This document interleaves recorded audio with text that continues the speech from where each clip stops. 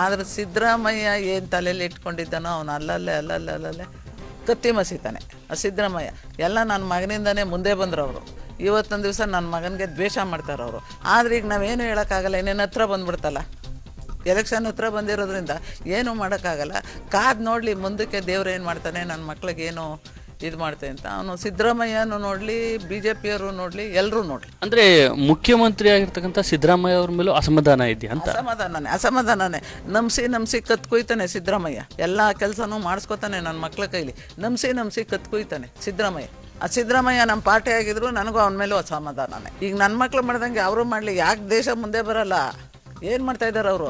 ಏನೇ ಅಕ್ಕಿ ಕೊಟ್ಬಿಟ್ಟೆ, ಏನೋ ಕ್ಷೀರ್ ಭಾಗ್ಯ ಕೊಟ್ಬಿಟ್ಟೆ, ಅದು ಕೊಟ್ಬಿಟ್ಟೆ ಅಂದರು. ಇವರು ಅಪ್ಪನ ಮನೆಯಿಂದ ತಂದು ಕೊಟ್ಟಿದ್ನೆ.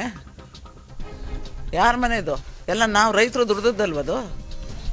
ಯಾರದೇ ನಾವೇನು ಸಿದ್ದರಾಮಯ್ಯ ಕೊಟ್ಬಿಡ್ಲಿಲ್ಲ. ಇದೆಲ್ಲ ದೇಶಕ್ಕೆ ನಾವೆಲ್ಲ ರೈತರು ದುಡ್ದಿರೋದೇನೆ. ಅದರಿಂದ ಅವನೇನೋ ಹೇಳ್ಕೊಂಡ್ರು ನಾವು ಜನ ಅದನ್ನು ಮೆಚ್ಚಲ್ಲ.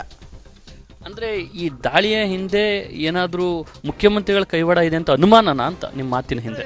ಇದ್ರೂ ಇರ್ಬೋದು. ಯಾಕೆ ಅಂದರೆ ಇವತ್ತಿನ ದಿವಸ ನನ್ನ ಮಕ್ಕಳನ್ನ ಇದು ಮಾಡಿದಾಗ ಮಾಡ್ಬೋದಾಗಿತ್ತು. ಸಿದ್ದರಾಮಯ್ಯ ಯಾಕೆ ದಾಳಿ ಮಾಡಿದ್ದೀರಿ ಅಂತ ಅವನು ಮುಖ್ಯಮಂತ್ರಿ ಕೇಳ್ಬೋದಾಗಿತ್ತು. ಯಾಕೆ ಕೇಳಲಿಲ್ಲ?